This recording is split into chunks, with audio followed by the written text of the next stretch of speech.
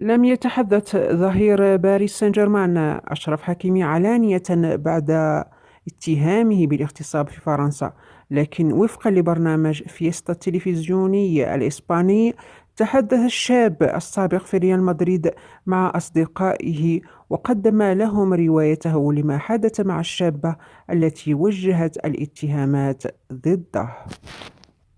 حيث كشف جيران النجم المغربي أشرف حكيمي في ضاحية ختافي بمدريد أن اللاعب يشعر بأنه تعرض للخداع، وأن اتهام الفتاة له بالاعتداء جنسيا عليها واغتصابها كان أمرا مدبرا.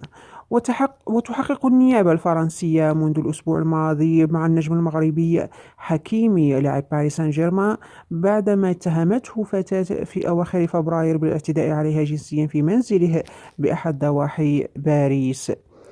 وتوجه برنامج فيستا الإسباني إلى ضاحية خطافي بالعاصمة الإسبانية مدريد، وتوجهت إلى صديق طفولة حكيمي وجاره في الحي الذي نشأ به، إذ نقل للبرنامج ما قاله اللاعب له مباشرة بعد انتشار الأخبار، حيث قال: ما حدث كان مدبرا، وأنه حكيمي تم خداعه.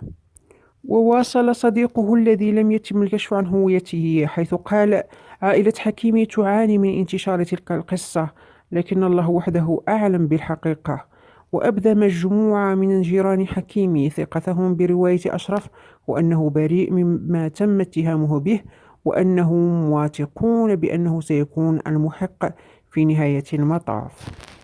أما في الوقت الحالي لم يعلق حكيمي علنا على الاتهامات كما فعلت زوجته هبة أبوك، لكن الممثلة الإسبانية حذفت بعض الصور التي ظهرت فيها مع زوجها على مواقع التواصل الاجتماعي. المرجو دعم القناة بالإعجاب والاشتراك والوصول إلى 1000 مشترك إن شاء الله.